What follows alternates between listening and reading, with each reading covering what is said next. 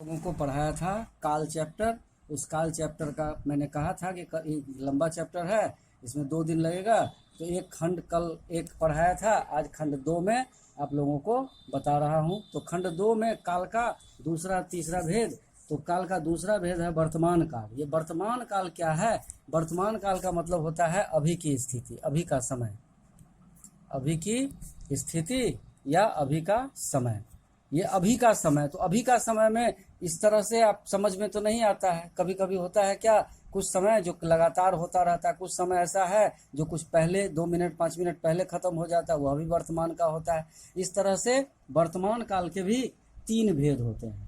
3 भेद में सबसे पहला आता है सामान्य वर्तमान, फिर दूसरा आता है अपूर्ण वर्तमान और तीसरा आता है संदिग्ध वर्तमान। तो सबसे पहला है सामान्य वर्तमान, उसके बाद है अपूर्ण वर्तमान और तीसरा है संदिग्ध वर्तमान।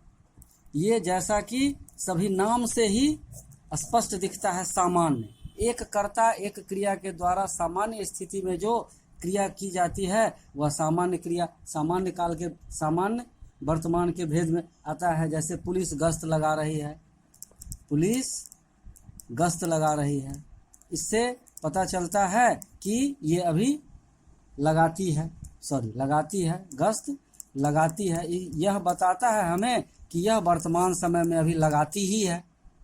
दूसरा है अपूर्ण वर्तमान, इसमें वर्तमान समय में काम शुरू होता है लेकिन यह वर्तमान समय में पूरा नहीं हो पाता, मतलब कि वह लगातार होता चला जाता है। जैसे इसी सेंटेंस को अगर हम चेंज करें थोड़ा सा तो क्या हो जाएगा, पुलिस गश्त लगा रही है, पुलिस गश्त लगा रही है।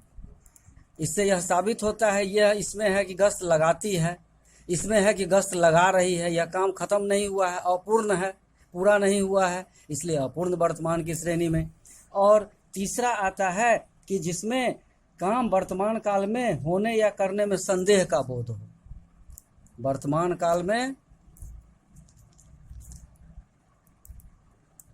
होने या करने में संदेह, शंका हो। तो जैसे इसका उदाहरण आप लिख सकते हैं, अध्यापक महोदय आते होंगे, अध्यापक महोदय आते होंगे। इसमें थोड़ा सा संशय है, थोड़ा शक है, इसलिए इसको हम संदिग्ध वर्तमान की श्रेणी में रखते हैं। और इसके बाद आता है तीसरा भविष्यत काल। तीसरा है भविष्यत काल। ये भविष्यत काल क्या है?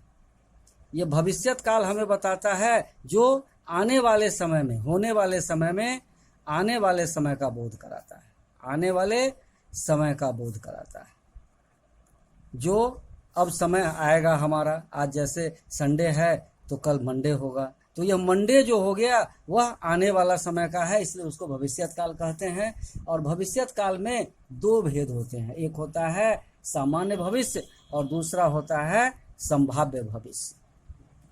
सामान्य भविष्य और दूसरा होता है संभाव्य भविष्य।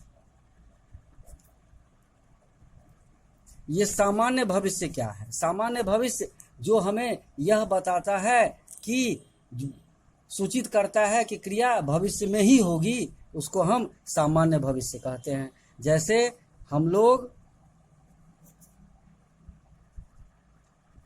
अयोध्या जाएंगे।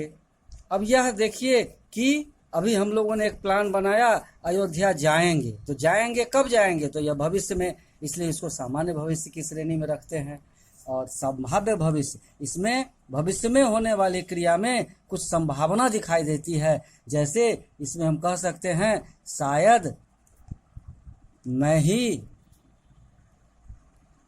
प्रथम आऊं।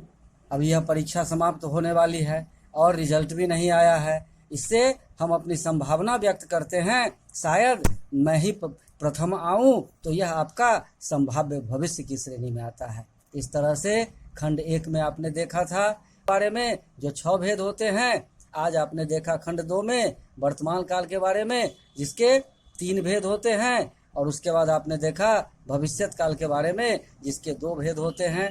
अब आप लोग अपनी अपनी किताब से इस पूरे चैप्टर को पढ़ेंगे और इसको बनाने का प्रयास करेंगे। नहीं